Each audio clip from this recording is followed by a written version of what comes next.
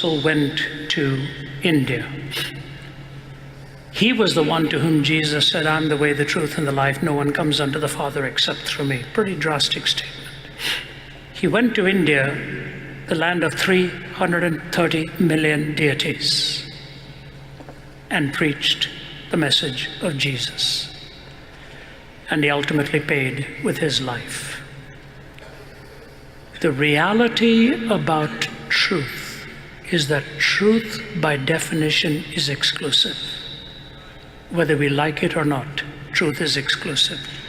You may think, for example, Hinduism often says it's an all-accommodating religion. It isn't. It is not all-accommodating, and you know it well. Every Hindu believes in two things: karma and reincarnation. They may have huge differences, but the law of the cyclical rebirth of life and the karmic cycle and the reincarnation are realities within Hinduism. People think Buddhism was very ironic and very accommodating. Not true. Gautama Buddha was born a Hindu, and he rejected the caste system and rejected the authority of the Vedas. That's when he came with his fourfold truth and the eightfold truth and for the noble path, the noble path and the fourfold truth of the problem of suffering, the reality, and how you extinguish it. Every religion is exclusive. Every religion. Hinduism excludes, Buddhism excludes. You know, it's very interesting. In India right now, they have this new movement. You may have heard it. Ghar Vapas Aa. Come back to your home. Ghar Vapasi. You were converted, come back. Why? If all views are ultimately the person's expression, why come back? Because they believe their own religion is exclusive and ought to be protected. The question is not whether religions are exclusive or not. The question is, what can they answer to defend that truth? If you move from Hinduism from the Vedas into the Gita, where Arjuna is talking to Krishna in that great conversation where Arjuna is going to fight his own brothers, and he doesn't know the chariot driver is Krishna, and he's asking him for advice on how I can go and fight my own brothers and kill them. He doesn't know who Krishna is, but he's giving the advice. Through the conversation of the Gita, Krishna talks about the Prajapati, which literally ends up meaning the sacrifice.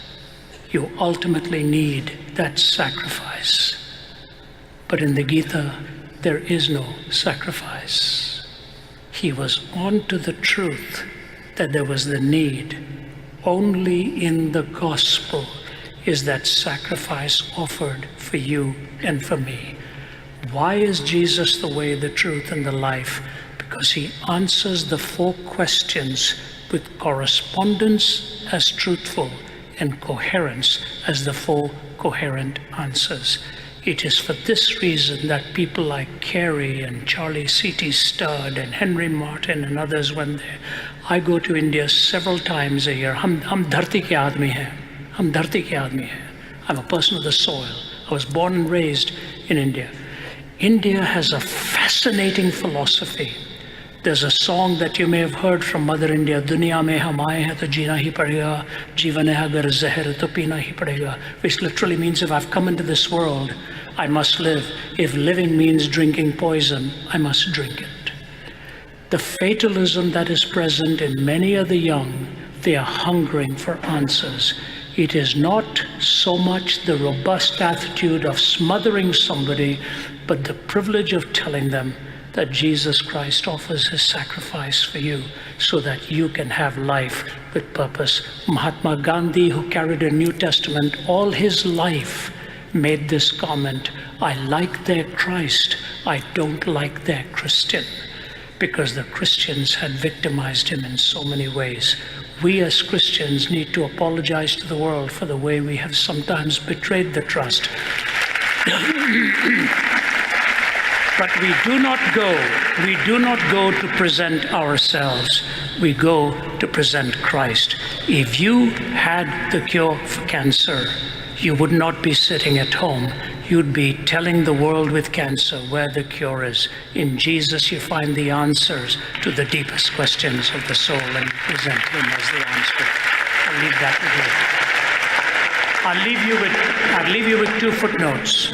Why Jesus? I've responded in 1 chapter to the very question you've raised, and also Jesus among other gods. You will see the coherence of his answers. All religions claim exclusivity. I believe in Jesus. You see the reasons for that exclusivity, because he describes my condition, provides for the malady, explains suffering, teaches me what the cross is about, and rose again from the dead to give me eternal life. That is what I present to the Indian people, and I hope you will follow those teachings too.